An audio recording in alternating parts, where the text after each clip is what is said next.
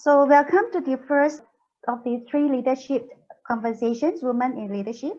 This webinar is brought to you by CNPL and alumni leaders, supported by Top Board in support of celebrating Singapore women. I'm Stacey from Center for Nonprofit Leadership, a part of the National Volunteer and Philanthropy Center.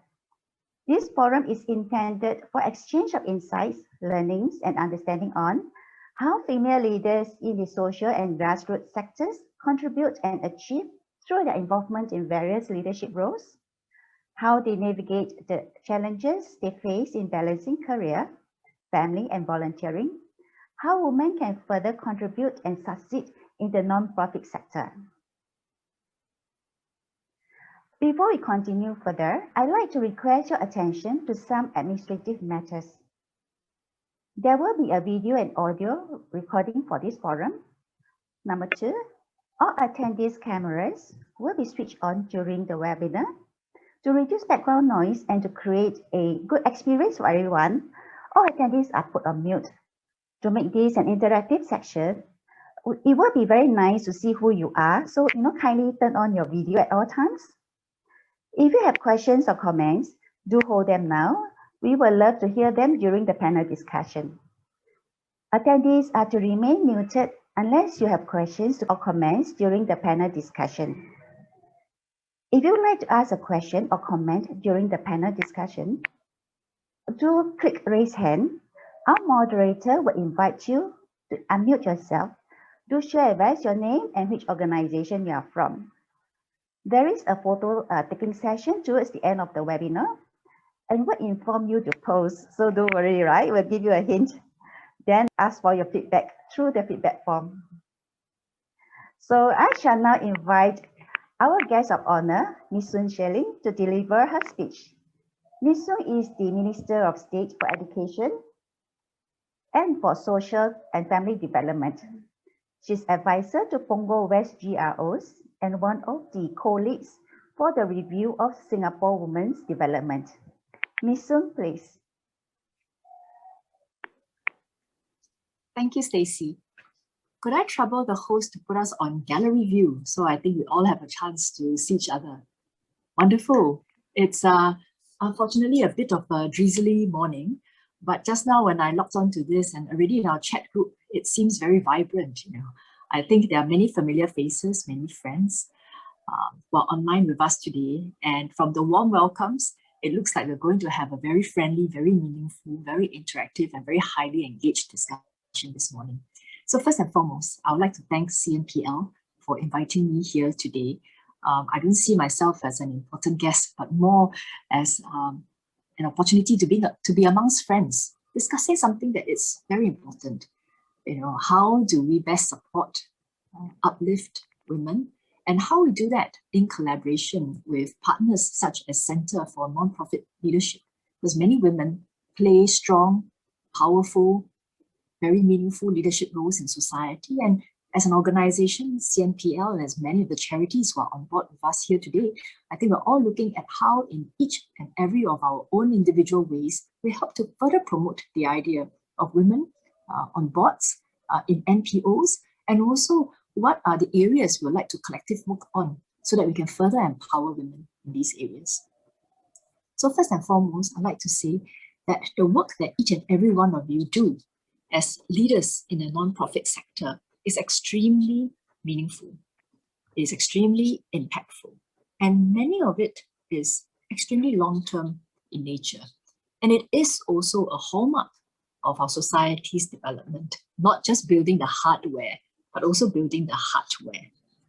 Many of you have uplifted the lives of so many, the vulnerable, those who are marginalized, those who have not been focused upon, rightly or wrongly. And together with the efforts of the government, you bring them together and look at how we can strengthen our society together. So you are our government's valued partners as we navigate challenges and also complex issues that our society faces together. And I know that each and every one of you had entered the nonprofit sector knowing that while the journey is meaningful, it is also a challenging one. And I think this is something that many of you perhaps feel. Some of you are in community service at the grassroots. Some of you have worked on your organizations for a very, very long time, and I have no doubt that many challenges have come your way. And as NPOs, you have had to look around for resources, you've had to look around for partners, and each and every one of you has had a very unique journey. And I'm looking forward to hearing about them from you later. As leaders, we need to consider how to manage teams, how we balance the needs of stakeholders, how we look at funding, how we communicate to others about funding. And we do so because we probably have to account to various stakeholders to get their buy-in, to get them on board. And COVID-19 has created many new challenges, such as how to better reach out to your beneficiaries and communities in safe yet effective ways. And as leaders, our values anchor us on how we can continue to motivate our teams and stay on course amid the various challenges. And I think there are a couple of defining characteristics that we see when we talk about leaders in the non-profit sector. Firstly, is about authenticity.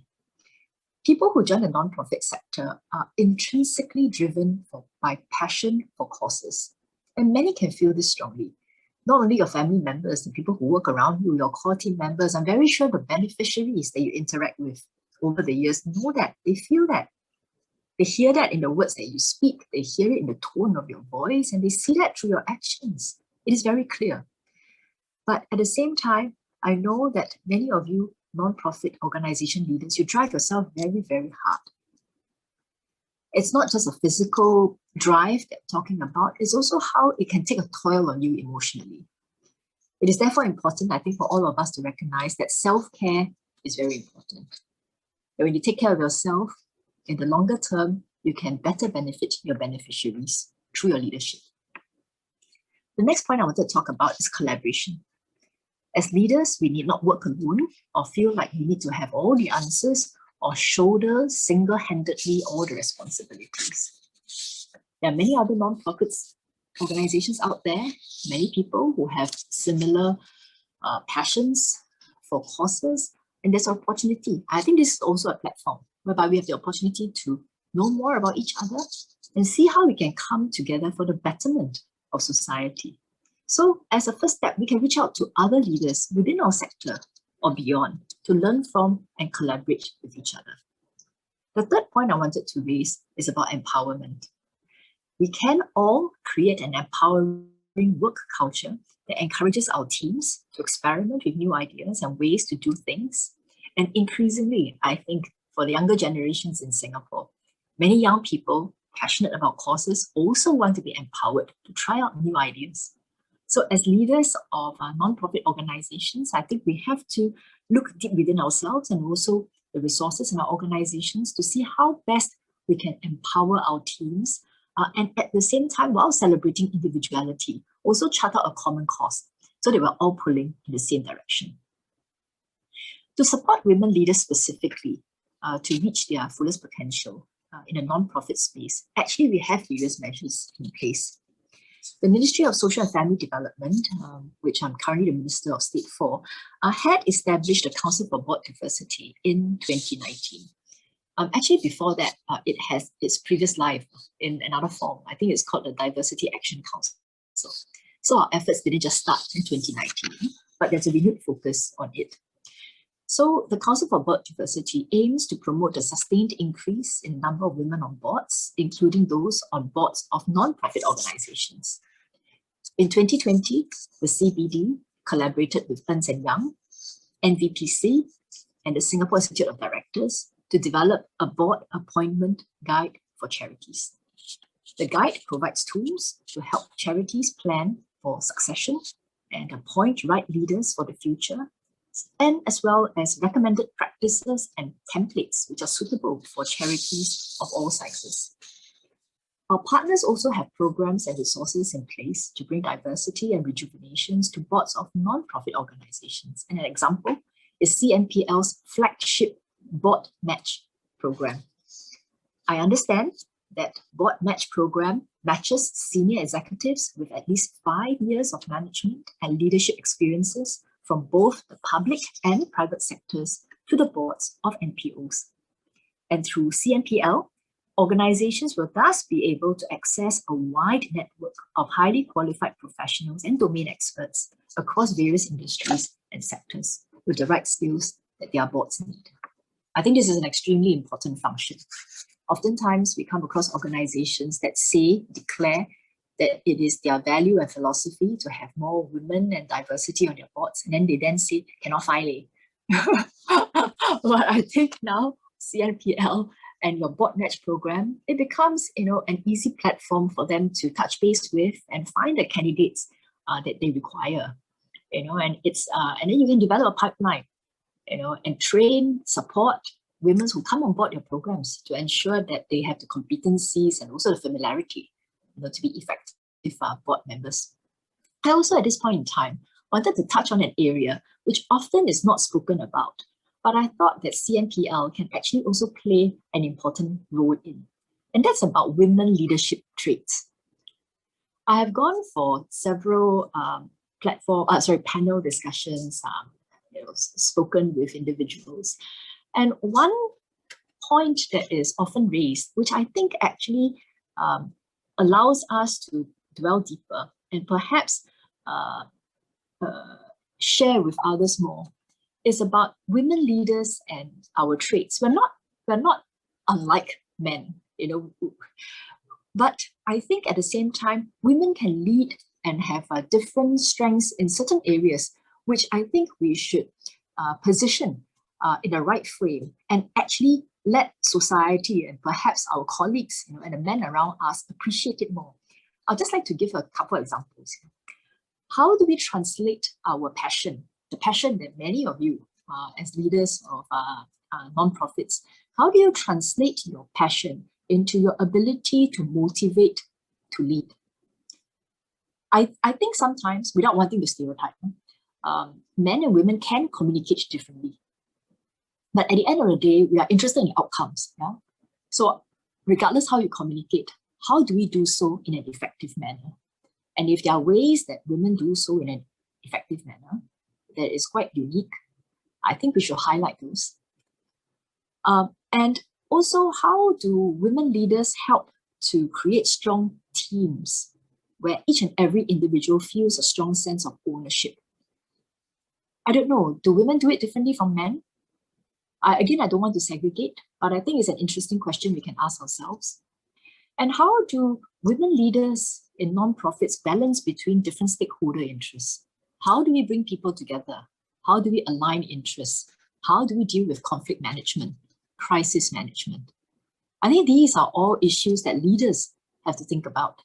And I guess my problem statement or the challenge statement that I'm suggesting today is, could we also have a think as to how women do it? And if there are interesting lessons that we draw from the collective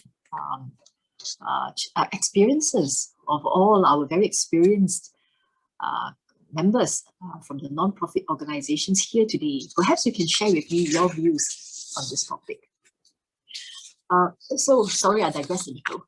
But there have been many conversations happening in Singapore recently because we launched the National Conversations on Singapore Women's Development. Many of you have been involved.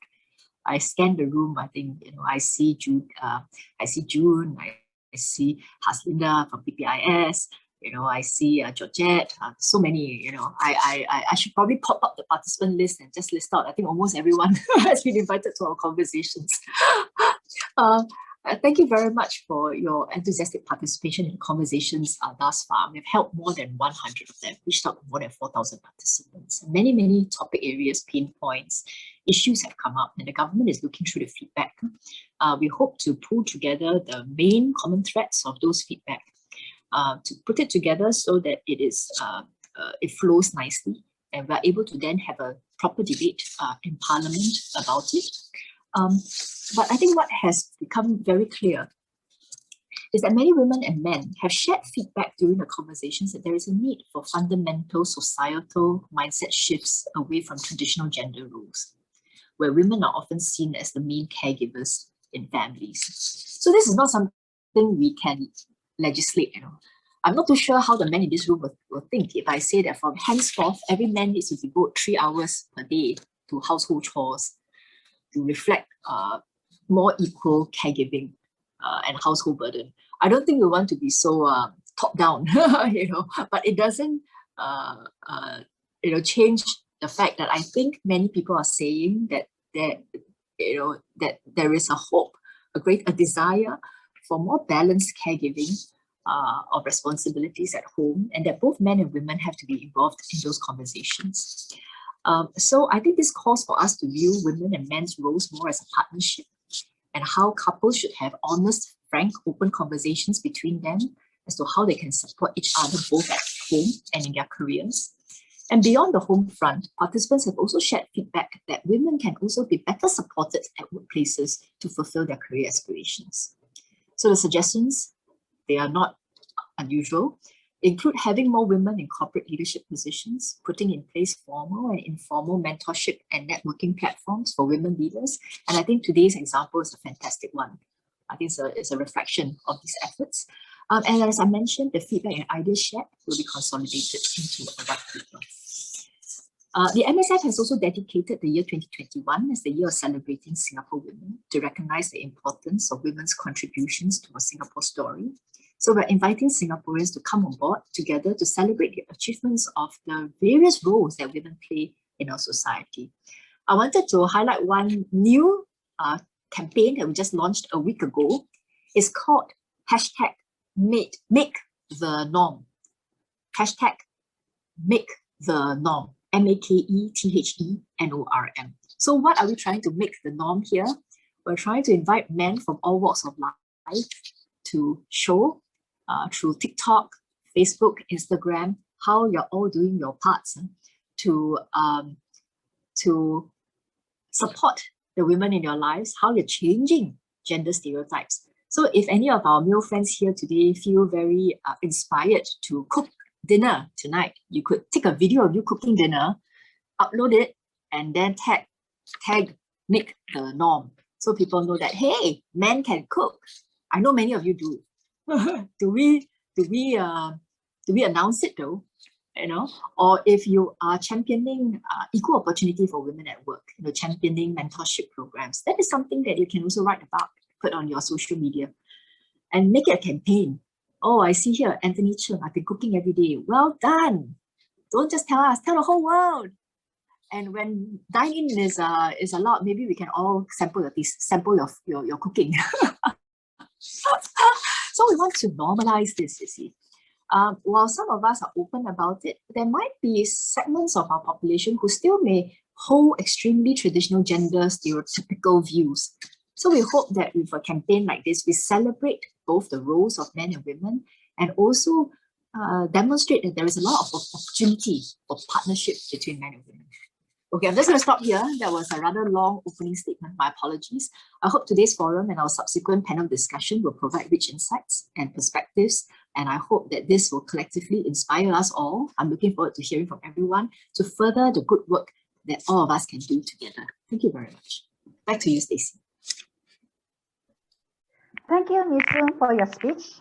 Now I will hand over to Ms. Chong Pei Lan, Director, Community Engagement of Renci Hospital, and a member of the Leadership Alumni Working Group, to bring on our panelists in the panel discussion. Over to you, Pei Lan. Thank you, Stacey, and a warm welcome to all of you joining in the panel discussion this morning. I'm Pei Lan. Before we begin the panel discussion, I'd like to invite our two other panelists, Dr. Intan Azura Mokhtar and Ms. Felicia Wee, to introduce themselves and share about the leadership roles they play. Dr. Intan, please. Hi, thank you very much, Pei Lan. Just like MOS Sun Shengling, may I request that my face not be shown so big like this? Can I see a gallery view, please? Thank you.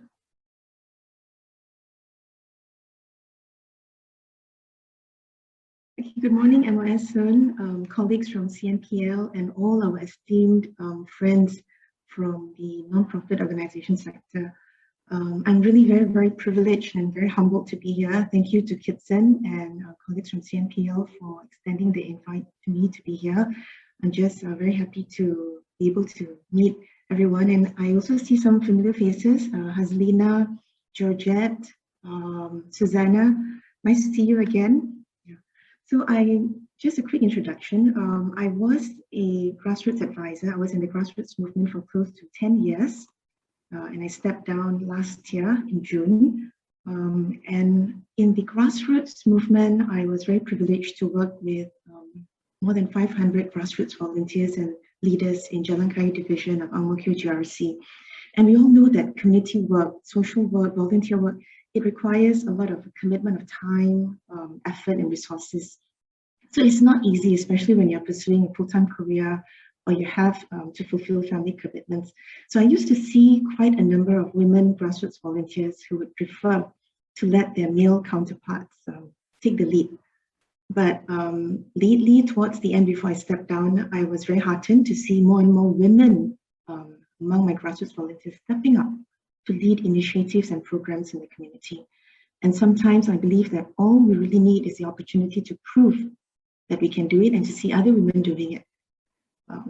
But we know that the volunteers, as well as the community and social work personnel, they spend a lot of effort and time. And those that I've worked with in my capacity as grassroots advisor, they have been nothing short of amazing. Their zest, their energy, it's very infectious, it's very inspiring. So it is very encouraging to see more and more of our women volunteering, doing a lot more community work and stepping up. So I would say that these are really super women. Now that I've stepped down as a grassroots advisor, I continue my work in the community through my appointment as Deputy Director in the rather newly set up Community Leadership and Social Innovation Center in my university, which is the Singapore Institute of Technology. So here in Classic, in SIT, we work with community partners and to some extent industry partners to start projects that will deliver a social innovation, meaning we're not just doing community service, we're not just promoting service learning, but the projects that we embark on truly have a socially innovative deliverable at the end. And this deliverable addresses a current gap and is able to improve or enhance the lives of a specific beneficiary group in the community. And each one of our projects would involve SIT academics and students. So I seek your indulgence for me to just share a few. One of the projects that we have done and completed is where we have students led by faculty in the Health and Social Sciences cluster in SIT, collaborating with COMSA, Community for Successful Aging, under the SAL Foundation.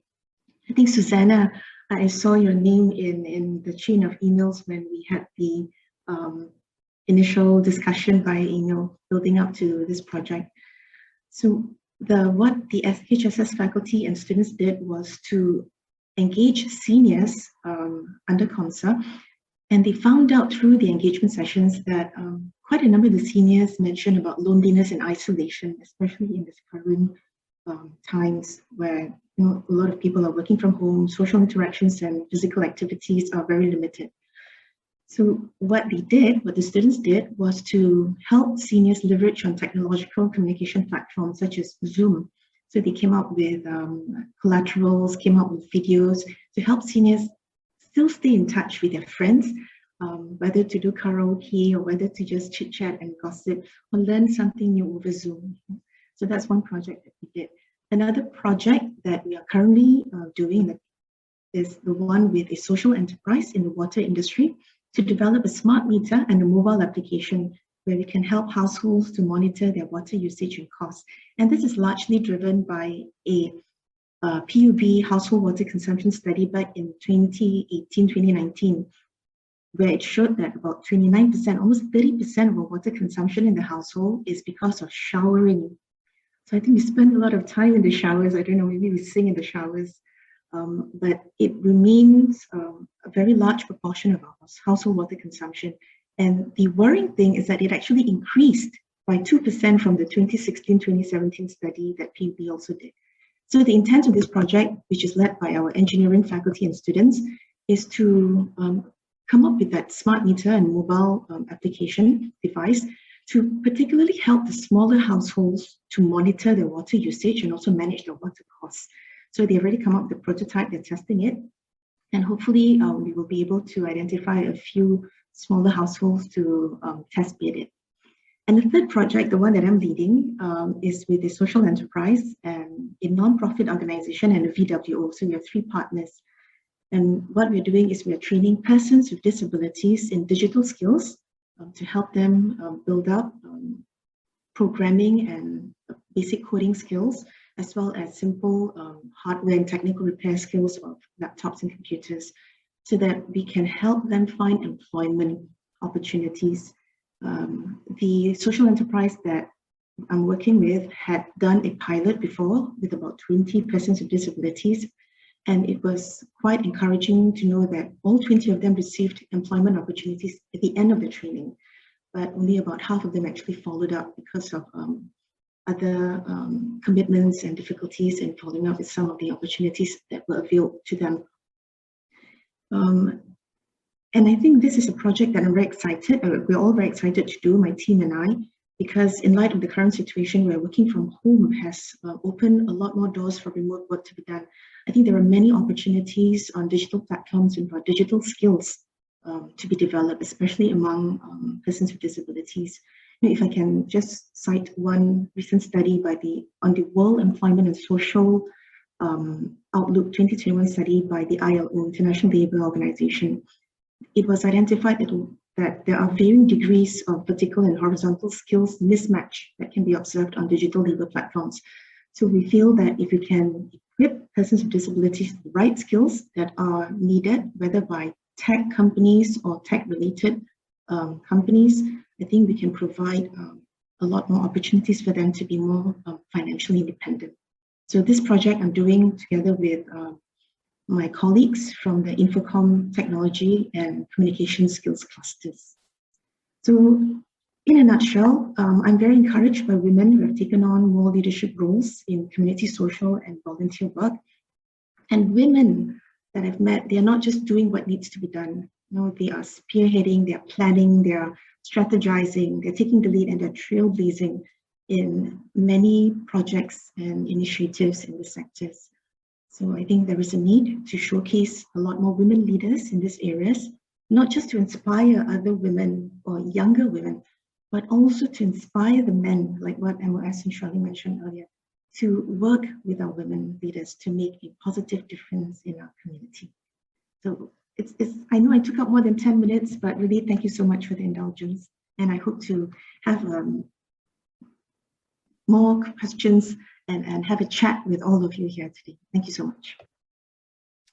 Thank you, Dr. Intan, for the very many examples that you actually given about women in leadership in the various sectors, as well as the many projects, that women can actually be involved in. So Felicia, may I now invite you to introduce yourself and also to have your sharing, please. Felicia, thanks.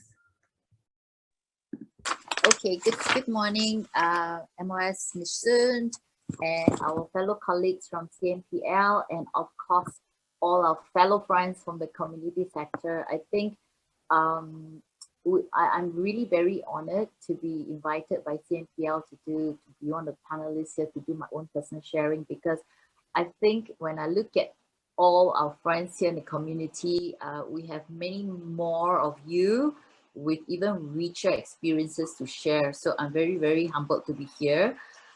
Just a brief background of my journey as the many roles that we play as a lady, a women leader as well. So my earlier career was in the private sector. So I come from the finance industry, and I work a lot with men, of course. But I'm really very indeed blessed to have all my career, including in this non-profit sector. My mentors are all male. So they have been the one mentoring and giving me the opportunity to rise above and climbing this ladder. So in my private side of things, I used to travel quite a fair bit, and when during all these travels, it allows me to see how the other countries' women leaders are treated and the kind of opportunities they're given vis-a-vis what we have in Singapore. So I think we are moving forward in a very positive way in Singapore. And you know, with my experience in the financial sector, it allows me to see, get exposed to a lot of opportunities as a leader and in the capacity of a woman, what you can contribute and what you can do.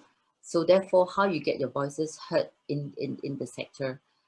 And I think one of the very important seat that my working career in the private sector did was is actually how they planted the seed for me to cross over to the nonprofit.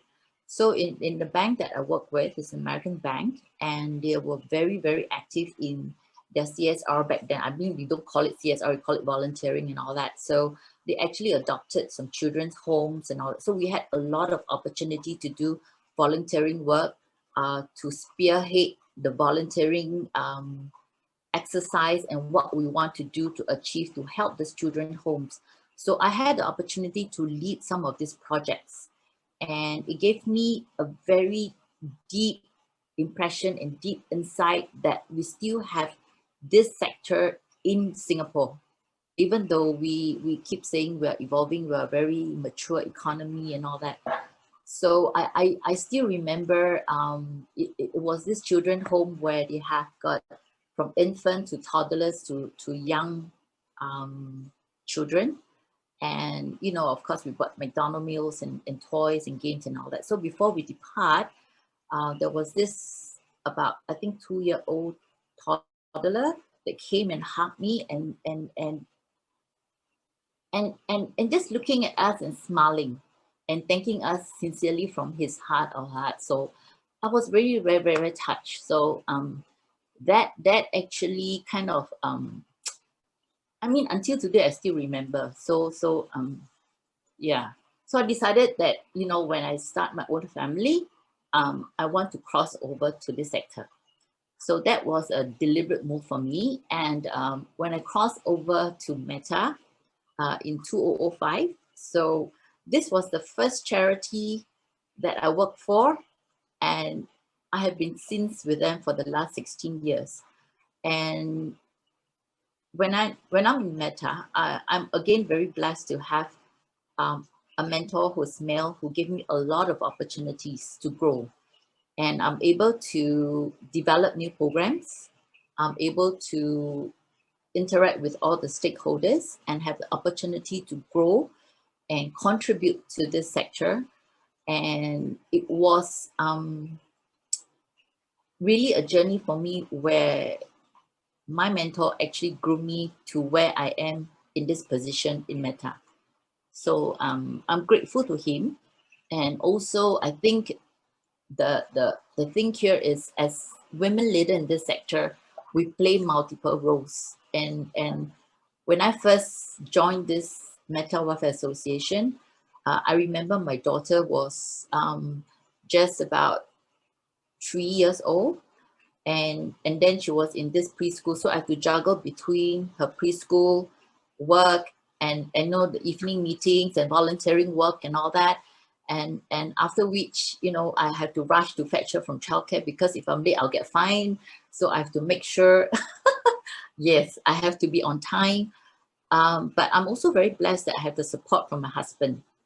So I think this thing about having this multiple role is also how we manage, like what MOS Ms. Chun mentioned, self-care. We need to have self-care before we can take care of others, and including our family, besides our staff in the organization. So I think when you're in the home front, you play a different role. So, you know, the caregiving role and your family comes first as well.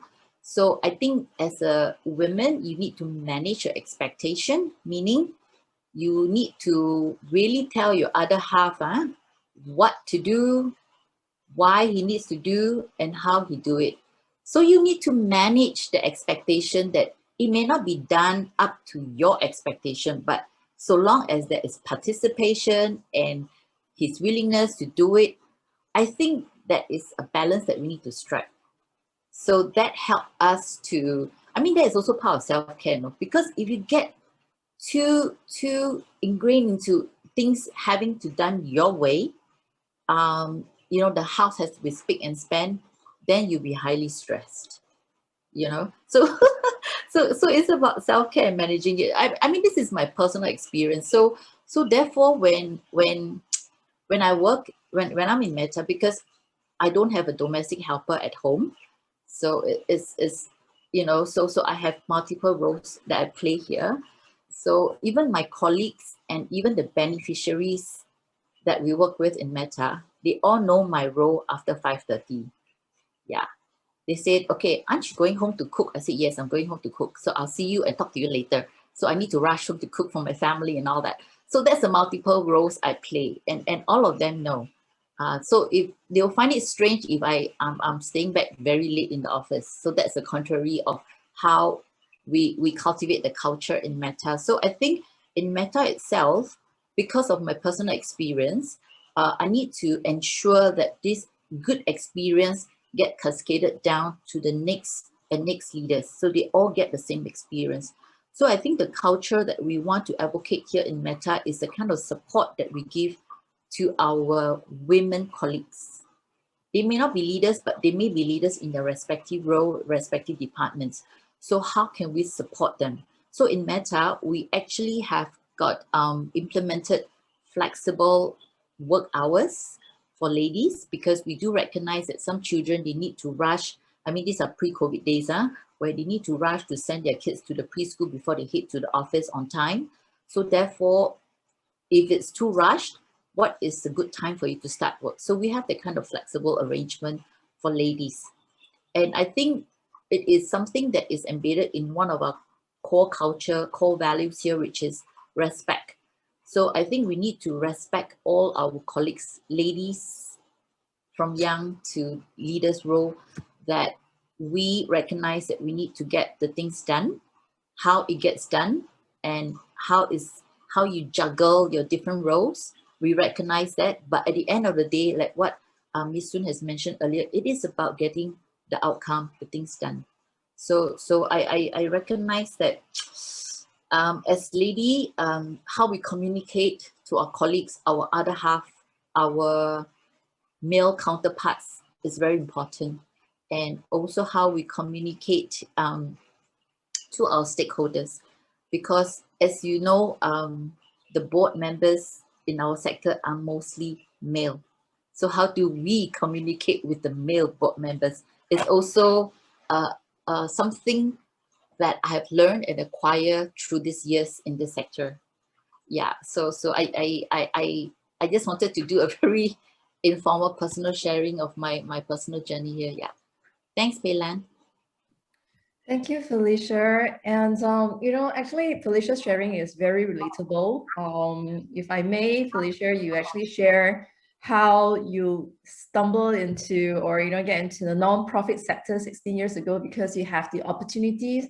And then you actually gave us very good example. In fact, echoing some of the earlier pointers by MOS about how partnership communications are actually necessary in order for us to, you know, stay that journey and stay the passion for 16 years. And last but not least, I also hear about how you, but because you are the woman in leadership, you are able to set that kind of parameters and very good examples for others to follow. So I really appreciate your sharing, and I'm sure you actually benefited the rest of us as well. Okay, well, without further ado, I'm really excited to start on our dialogue session with everyone at this session. From the speech by MOS to the two sharings by Dr. Intan and Felicia, I personally think that all of us at this session can walk away with new insights, understanding, appreciation on how we can help ourselves and support our female colleagues and friends to contribute more and succeed leadership role, particularly in the non-profit section. So we love to hear your questions and comments on any of the earliest sharing pointers. Now you can choose to type in the chat box, but we will very much prefer to hear your questions and comments in your own voice. So please, you know, what you could do is just raise your hand under the reaction button. And when I call upon you, please say your name and organization so that we can get to know you. Okay. First up, let's see. Do we have anyone who wants to go first? Anyone? Actually, to one of the earlier, mentioned by both MOS and Felicia, this mentioned about support. So actually, I would very much like to call upon the CNPL team who's working behind the scene to maybe perhaps pull out the poll question on support. Can we actually launch that polling question? Peilan, I think June has raised her hand. I think June has a question. Okay. Yes, thanks for helping me out. June? Hi, I'm June from SCWO, also from the Women Doctors Association. I lowered my hand actually because you were going to do a poll on a separate thing, but if you don't mind, can I just mention a thought? Yeah, just a thought. Please. Okay. I thank you very much for organizing this session on women leadership in the nonprofits, which I think is a very important topic. But you hear me well? Because my signal here is not great. Yes, you can. Okay. But I do have a caution in trying. I'm quite concerned about this, in a way, having a certain mindset about, yet again, the roles of women and of men as well, you see. So, for example, I used to be chair of the fundraising committee for Dover Park Hospice, as well as the governing council. But I also find that there is some stereotyping in that of women in the nonprofits, and they tend to be moved or pushed more into the fundraising side of things, which I feel that men should also play a part in, and perhaps having a bigger role in the councils and governing councils, rather than yet again having women always thought of as being better fundraisers and ending up in fundraising committees, and the things require the softer touch. So that's why I do caution that we shouldn't have we should have a mindset change in that the role of what we are good at and not good at shouldn't be so stereotyped. Thank you.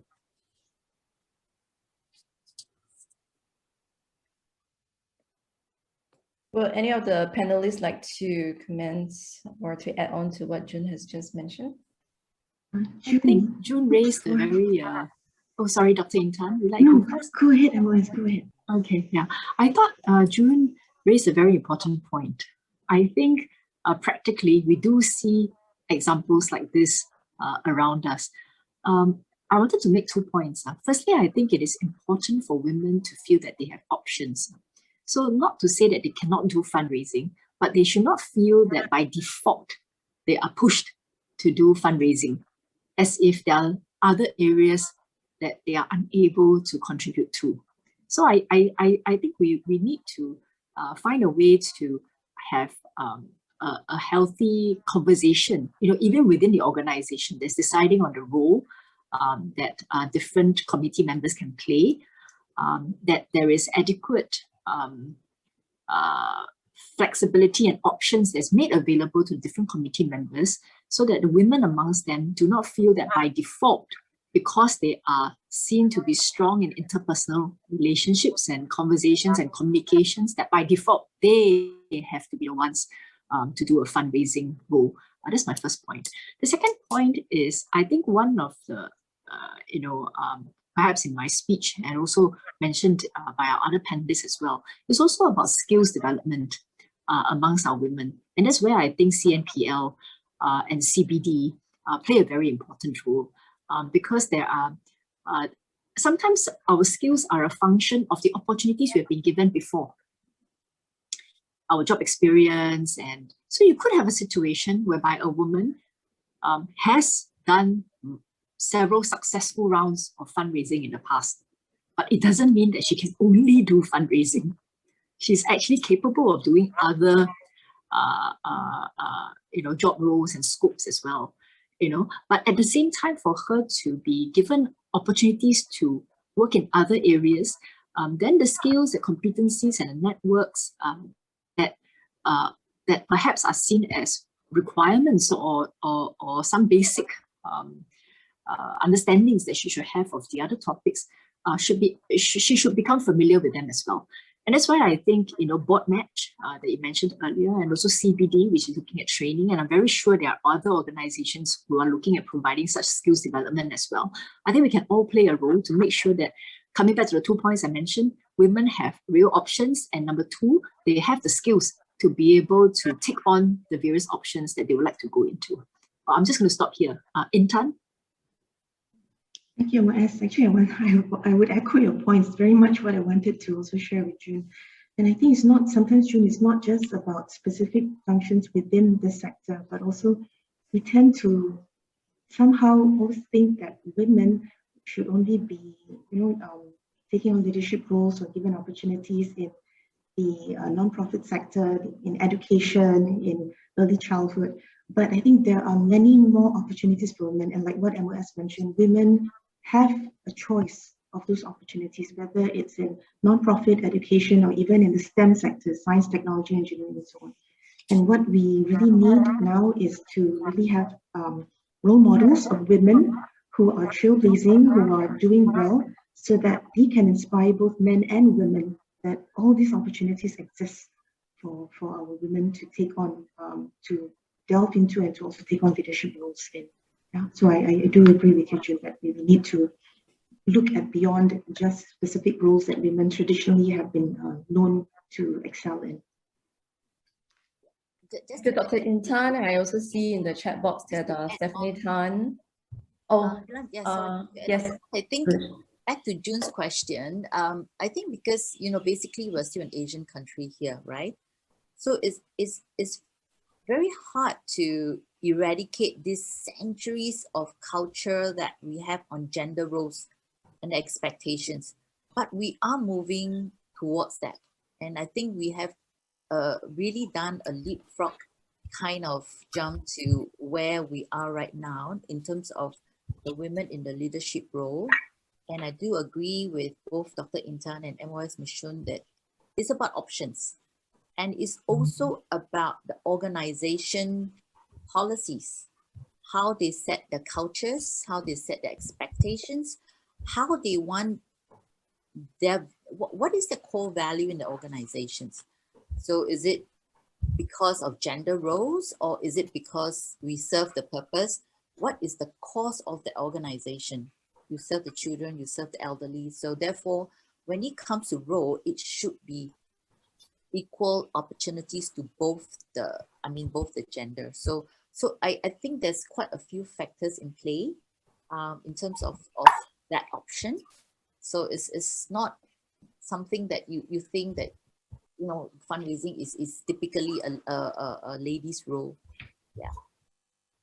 Well, thank you very much, Felicia, for that. I'm going to just move on a bit.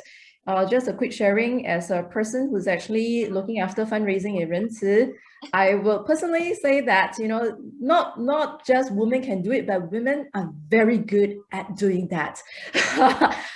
So, Selena, I see your hand, but before that, Jamuna, she actually has raised her hand much earlier. Can I ask maybe perhaps Jamuna to speak first and then followed by Haslina? Thank you very much. Yeah, hi. Hi, everyone. I'm Jamuna. I used to work in the for-profit sector. I still do, actually, other than being on, boards of non-profit. I work in the area of impact investment, which is kind of in the overlapping area. I wanted to make 2 comments, and that is basically that one, that women, due to their own mindset, due to their cultural beliefs, I think women themselves don't speak up. And I'm saying this actually out of my own personal experience also. It's taken me so many years to learn this myself, that unless I speak up, nothing is going to happen. And I think whether it's at home in terms of sharing responsibilities, and it's even more so at work. We always take a step back. We don't come forward and say, I want to do more. I can do more. We are not firm enough because I think it's because of this whole mindset and cultural belief. So that's one point I wanted to make. And the second point is that there is a reality also. And the reality is that men think about work 24/7. It's also because, for men, it's a lot of identity, a lot of families are dependent on them for income. That's the reality. And hence, they do everything to sort of move forward. Whether it's building networks, building networks is so important. We don't talk enough about it, and women don't do it simply because we do not have the time for it. Once you're done with work, you want to rush back home, attend to the children and food and all that. Whereas men are thinking about this 24/7, they'll invest the time in the network. That is the reality. So I think it's important that we women, as are provided this sort of informal or formal way of networking also. And, the reality is we cannot think of work 24/7, but that's something we can't do anything about. But we can do something about networks. We can do something about our own mindset, how we think, how we communicate. So that's the only point I wanted to make. Thank you. This was very, very useful to hear this. Thank you so much, Jamuna.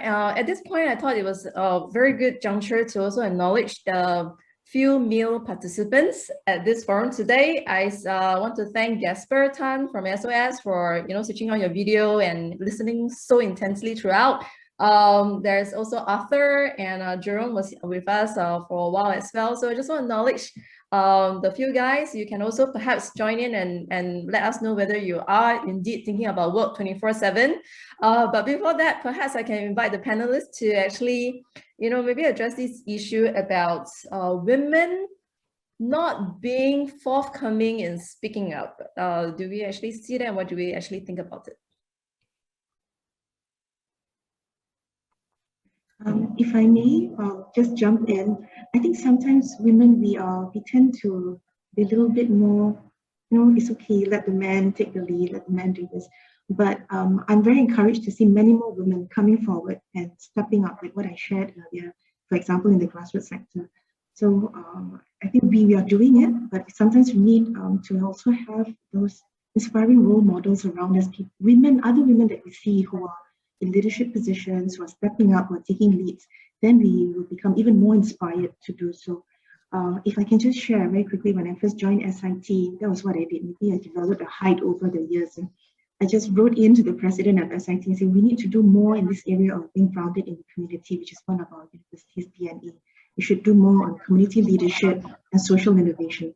So the first thing that we did, okay, you lead a task force. I said, okay, fine. We always like to arrow people, isn't it? Who come forward to say you should do more of this and that. But I took it as an opportunity to prove myself and also to prove to the university management that this can be done and this should be done. So from that day in 2017 until now, we finally have a center set up based on that one email that I wrote. So I think we can do more, certainly. So women, don't be scared to make your voices heard. And we should continue doing that. Thank you. Totally agree with that, Dr. Intan, because I think in my previous private sector side, my male mentor has actually given us a lot of opportunity to have that voice. And I think by having that confidence from them for us to give that voice, it builds your confidence as well. So I think with that confidence, if we are able to share and inspire other ladies to do that, then we start to have that culture, because I think it is in the societal expectation of this gender roles. Basically men are supposed to be bringing back the bacon, right? So they're supposed to bring food to the table and they have the right to think of work 24/7. But women, your priorities are different. So that is our societal expectation of the gender roles. But I think right now, with more ladies being better educated, I think with the access to internet and with Mr. Google, we have so much access to information as compared to our parents in their earlier years. So therefore, we need the empowerment and we need the courage to give that voice. So as what MOS shared earlier, it's about empowerment. So how you empower your fellow lady colleagues to have that voice as well. Yeah. MOS?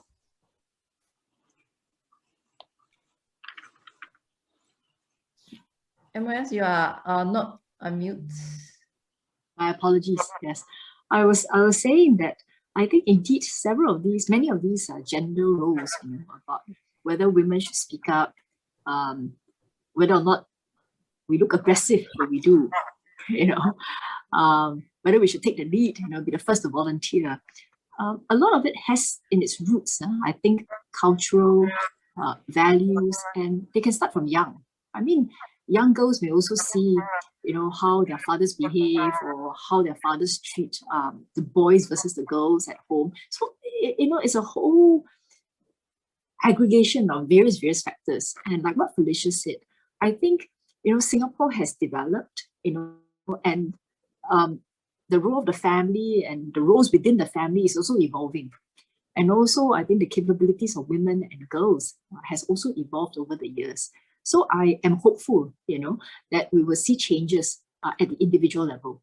But at the same time, I want to talk about the importance of making sure that there is opportunity given to girls and women to actually put themselves forward. So I'll just bring up 2 examples that are relevant to schools. So in our primary secondary schools now, our teachers through CCE, character and citizenship education, the teachers are reminded, and this is something that they emphasize in class as well. They talk about roles in the family to change traditional biases that children may have, given their own lived experience at home watching their parents. And also, I think most of us can agree that I think in our schools, the teachers give as much equal opportunity as possible between boys and girls to ask them to do things, be it, to at sport or to be a class monitor, or to praise them when they do work well. I think our teachers are very fair-minded when it comes to that. But at the same time, I know that there are also other schools who are taking it a step further. Let me give you an example. I had a very interesting conversation with the Dean of Law about a year ago. And, law, I'm not a lawyer. I don't know whether lawyers in this room, I hope I offend no one. Lawyers speak very well, right? And you can imagine that they can be quite forthcoming in their communication ability.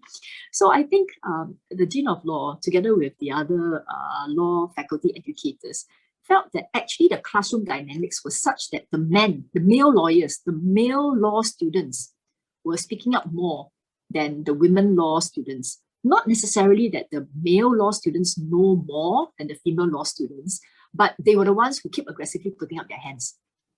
So basically, the Dean of Law, together with the faculty, felt that they should change the way they look at class participation. So instead of, say, asking a question and then just wait for fastest hands first, they basically arrow both male and female students to make sure that they're giving women the opportunity to speak. So a little bit like what Dr. Intan said earlier. When women are arrowed, right, we greatly, sometimes enthusiastically, and do very well. We rise to the occasion. But we are not the first person to raise our hand. And not the first hand first kind of, that's not the way we do things, you see. So what I'm saying is that I think different organizations, different schools, different, with different leaders at their help, they may each need to think about how in their own space, in their own scope, they can be seen to proactively reach out to make sure that equal opportunities are being given to men and women, boys and girls, to perform. I think women will value that. We don't see it as positive discrimination. We're just saying, give us a chance at it, and I think that's a rather healthy atmosphere to encourage. Back to you, Pelan. Thank you, MOS. I see also a lively exchange on the chat box. Please do go check out on that. I will also now like to call upon Haslina. Thank you for waiting. You have a comment or question for us? Sure do. Pleasure, Pelan. Thanks for having me. Good morning, everybody. It's really lovely to see everyone here today. I wanted to just ask a question. I believe more of us here would believe that there's a healthy representation of women on non-profit board. There's a lot of us who are committed to full-time professional hard work and full-time volunteer heart work. So Jamuna, you're certainly not alone. And I think Jamuna and I, the profile that we are certainly will more likely than not become the rule and not the exception from time to come, right? For time to come. Because otherwise, then you would have women leaders who are at a stage of their lives where they can and will and are willing to take sort of some time off work. And I have heard of women leaders doing that, or women who run their own businesses, have a bit more flexibility or do consultancy work. So I wanted to ask, what were some of the effective ways, given that this is the model of future leaders to come, more likely than not, what are some of the more effective ways, examples or advice for successors to be mentored and also to manage transition effectively, such that the transition and the handing over, while it will challenge your successor, but not be a challenge to your successor. So I'm talking about the handing over period, especially when there is a bit of a gap, for example, in terms of I want to say generational gap, but I think a generational gap is about a decade and a half. So normally it's not that far, the transition.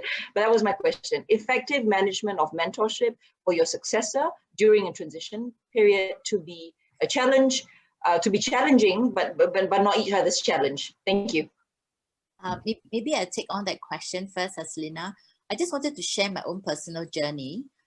When I crossed over to the nonprofit, I was given multiple roles to showcase, what we can do and to help the beneficiaries.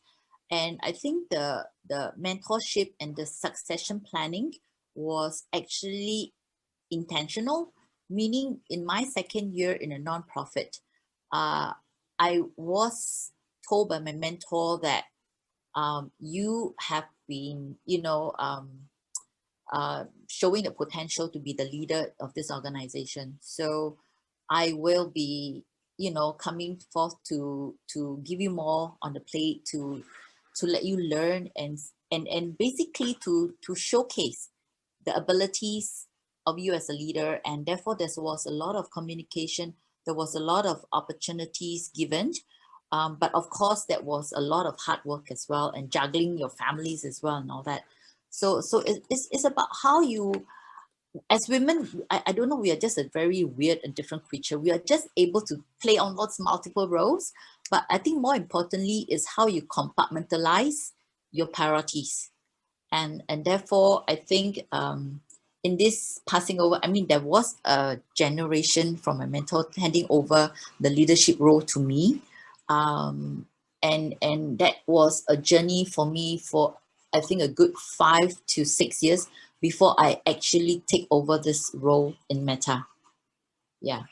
So I think the communication, the willingness to open to feedback, comments, your criticism, how you take it positively, and how you want to take that as a learning and move on.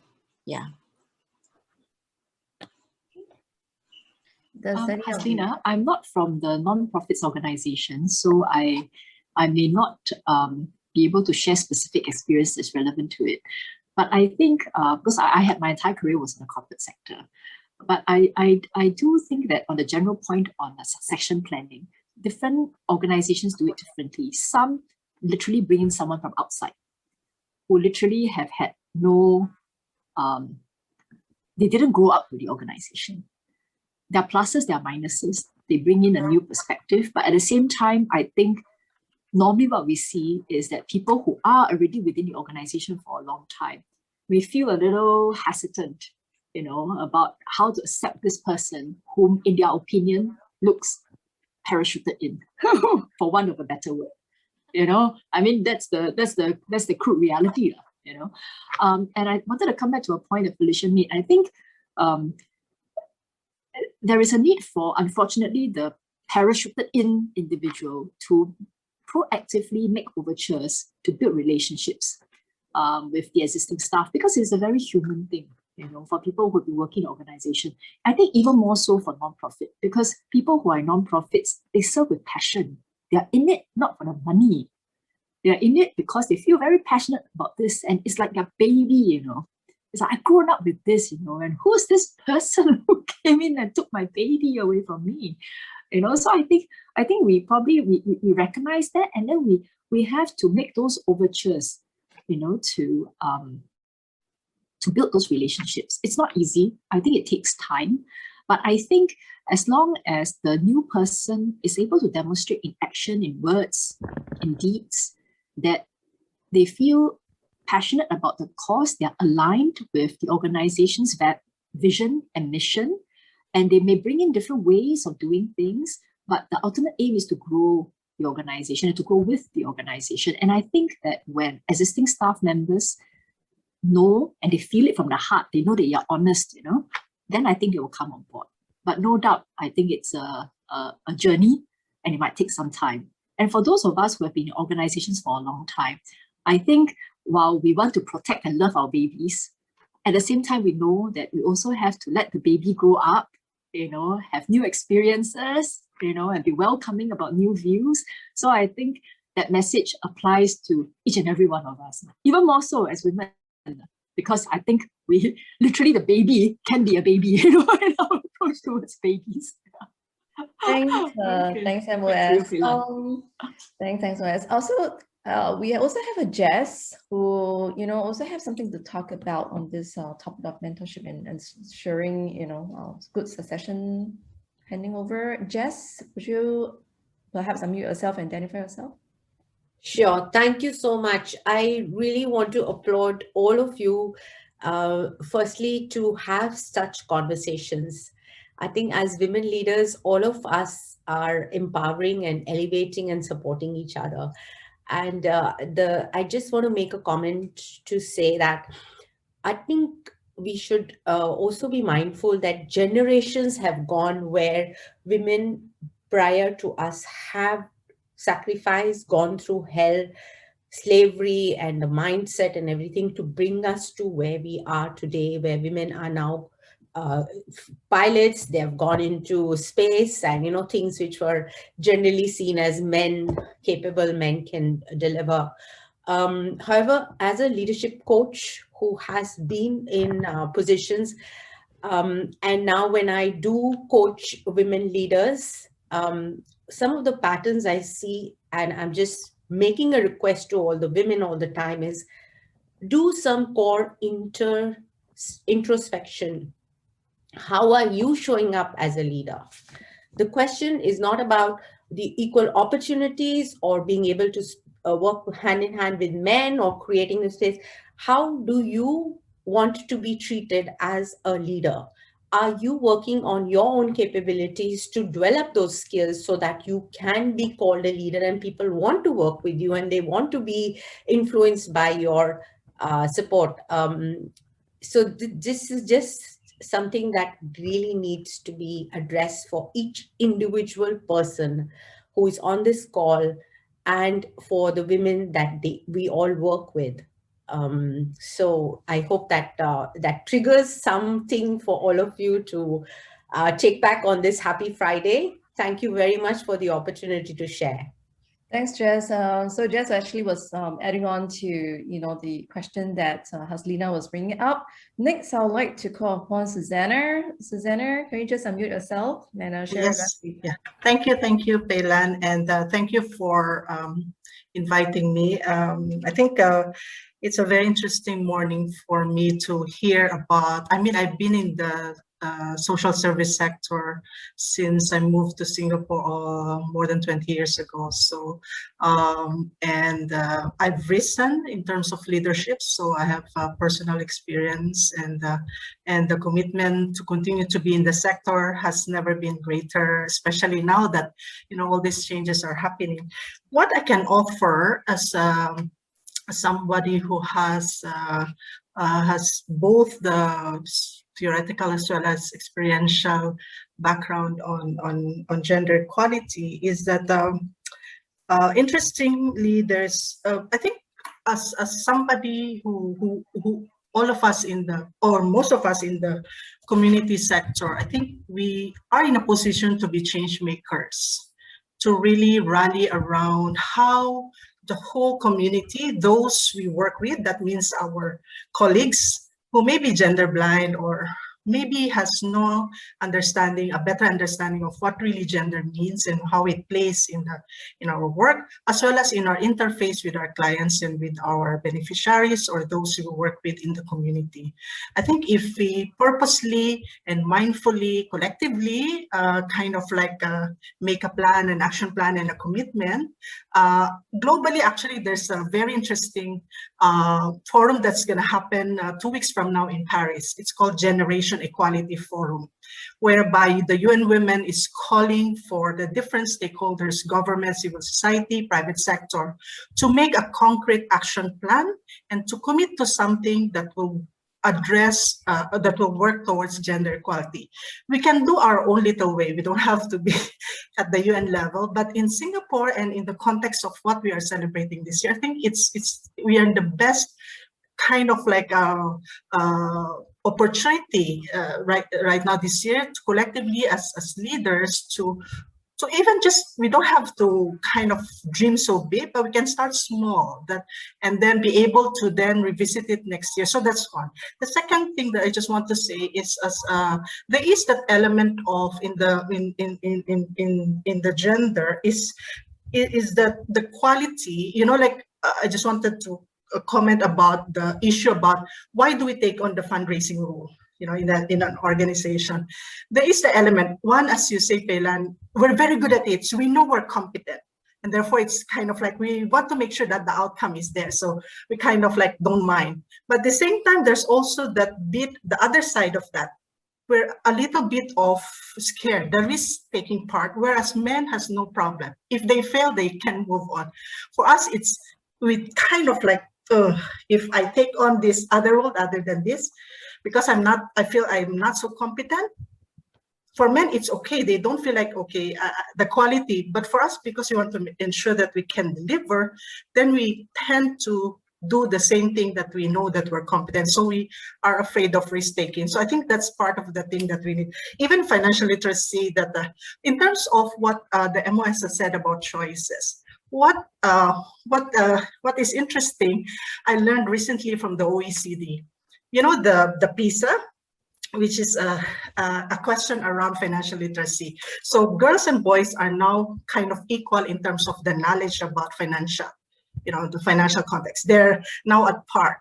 But what is different is the confidence of girls in terms of answering the question. Whereas the boys, they don't mind answering and then they get it wrong. But for women, if you give them a choice, I don't know, they'll take that I don't know answer.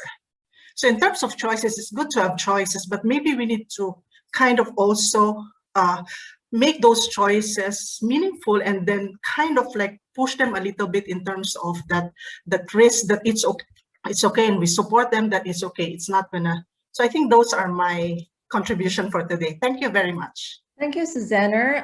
So also in the interest of time, Susanna's question and comment might actually be the last one for today. I would like actually our panelists to kind of, you know, sum out your opinion and comments, because Susanna has actually brought up quite a number of items for me. Personally, you know, her point about us being afraid to be risk-taking. Sometimes I really wonder whether we are more afraid that our own success is going to scare us to hell, right? Because we can be so good that we are afraid. I don't know. So a couple of rich things that Susanna has brought up. So perhaps I can invite the panelists to perhaps, I mean, you don't have to address all, but areas of interest to you, and then you can actually add on from that. Thank you. Felicia, you want to go first? Yep, I can go first. All right. I think I just want to bring to the point what Jess mentioned earlier, our earlier friend from the sector. And I think as a women leader, it is how you build your own brand, how you want people to see you as a women leader. So, you know, you need to start thinking about how you want to position yourself. So it's about branding yourself, so that people can look at you and how you can contribute to the work that you do, both at work and at home as well. I think because now most of the thing, well, actually home is where the work is right now, because most of us are working from home. So how you strike that balance, yeah. So that's my sharing about being in the women's leader role. Thanks, Felicia. Dr. Intan? Thank you, Pelan. I think if I can just sum up in 3 points, I think for women, regardless of the sectors that we are in, I think most importantly is that we need to develop relationships and network, particularly, excuse me, particularly for those of us who are in positions of leadership. I think we need to help younger women and other women to develop these networks that may be very important later on. Especially when they are new coming in, I think we need to help them get to know people who may be able to help them along the way. Yeah, that's one. Two, we need to be seen in action. We need to sometimes just step up, speak up, and take the bulls by the horn, just do it. And we, as women leaders, I think we need to also sometimes deliberately create those opportunities for other women and younger women to be seen in action so that other people can get to know them and see that they are doing something and what they are capable of. And I think third, do not be afraid to ask for help. Do not be afraid to approach people to collaborate and work with you. I think sometimes we feel that when we are entrusted with a certain responsibility, we need to do it on our own. If we approach others to ask for help, sometimes we might be seen to, you mean you do not know this? We should not ever feel that way. People are out there, and I think more than anything, they are actually more than ready to help us. Yeah. So just 3 things. Thank you. Thank you, Dr. Intan. Before I ask MOS, sorry, Jacqueline, is your comment related to what Susanna has mentioned? Yes, I was about to type it out, but happy to just comment that Susanna, thanks for raising a very key point on financial literacy. I think the OECD report you're referring to is the 2018 PISA Financial Literacy Framework. I think at the end of the day, what it speaks is that we all need to focus on a proactive approach of education, not so much for the academics, but for acquisition of knowledge to build up confidence so that the girls can, at a young age, even start speaking with confidence.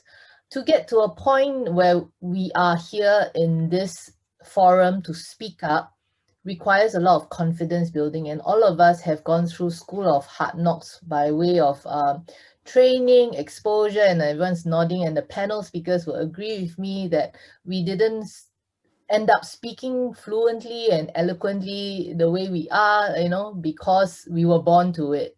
We had to struggle, we have to overcome. So our kids in Singapore are too focused on the academic pursuit.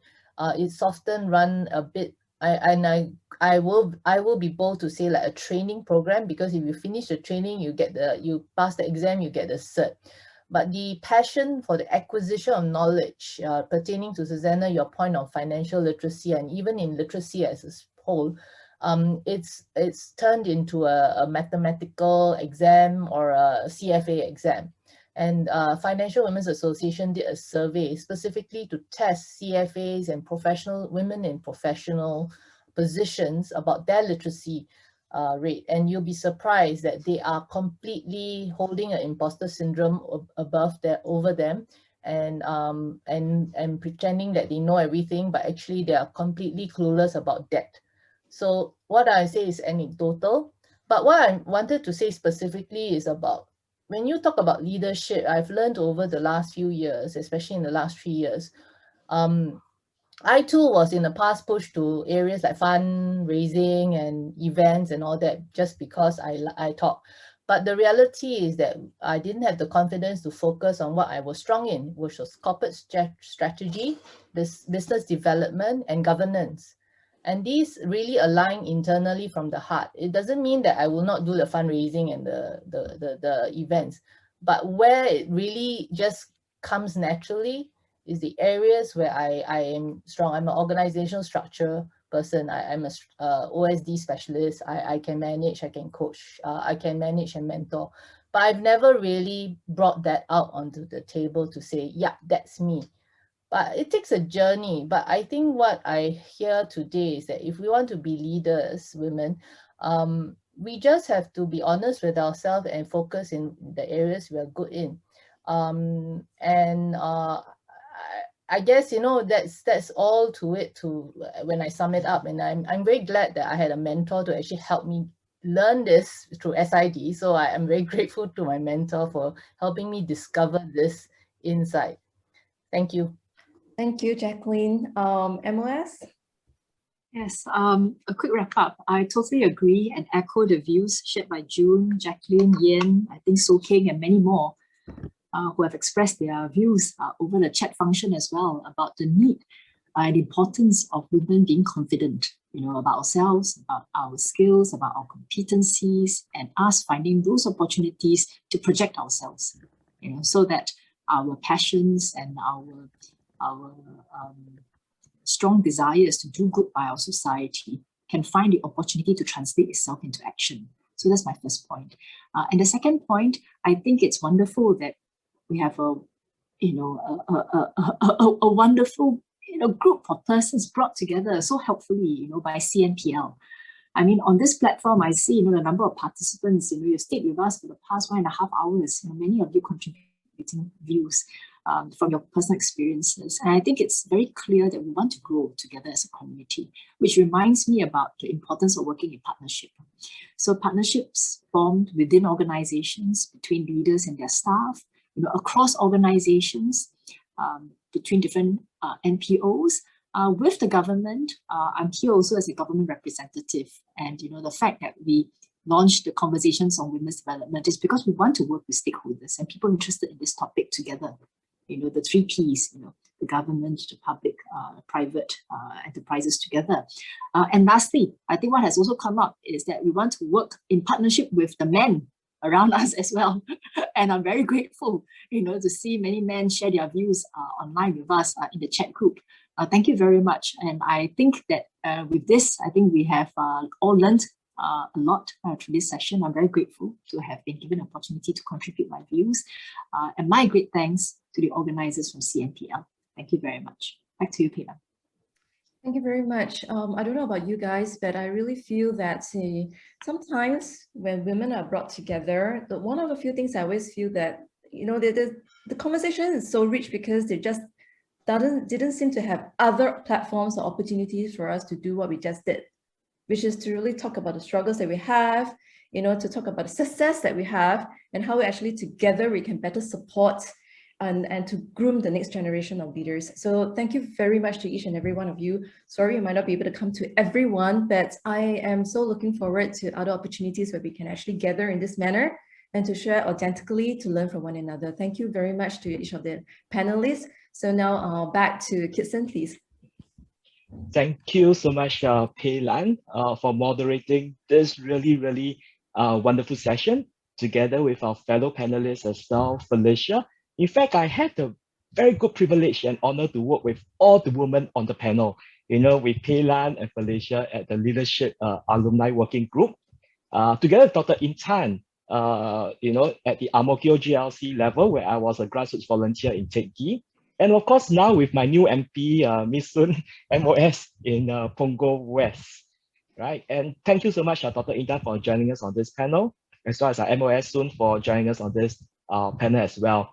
And of course, as what Ms. Sun mentioned, it's really about coming together, the whole collaboration piece. It's not just about women, it's also about us guys that are also able to take a step forward, to make this equal playing field, as well as, the collaboration opportunities are really there. It's really for us to take that first step. And for guys also to take a step back sometimes, and not talk too much. I think that's important. And I like the part as the new initiative is really to make the norm. And I believe guys can do that. I know there are some guys in this room, can show a thumbs up if you're willing to do that, I think let's do that. All right. So as what Pilar also mentioned at the closing is really about setting a next generation. So this is actually the first of our leadership conversations in addition to CNPL's Board Connect series. We started off the leadership conversations by having women in leadership.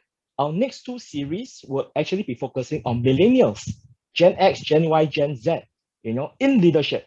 And that should be sometime in August.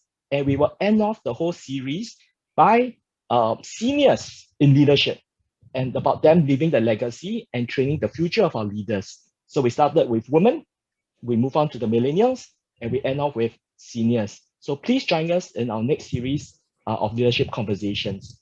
All right. And of course, as what the MOS mentioned as well, for those of you who are interested to take up board positions in our charities, non-profits, or even in the school advisory councils, CNPL is the place that you go to. And for those of you charities out here that need to find board members that are independent, passionate, at the same time competent, please approach any one of us in CNPL, and we will be very, very glad to walk through the whole journey with you. A lot has also been mentioned about mentoring. In fact, we have started off 3 mentoring programs, but perhaps CNPL, we will take that with the team. I think what Ms. Soon has also mentioned about mentoring, perhaps there could be a special session for women, especially on women. And I think the Leadership Alumni Working Group will be working closely with CNPL to bring more programs so that together we can build a stronger nonprofit and charity sector. So thank you so much, fellow leaders, for joining us on this journey. But please do not go yet, because I'll hand over to Stacey. We shall be ending this webinar session now. Do have a nice lunch and happy weekend. Thank you everybody for your active participation. Hope to see you in our next webinar.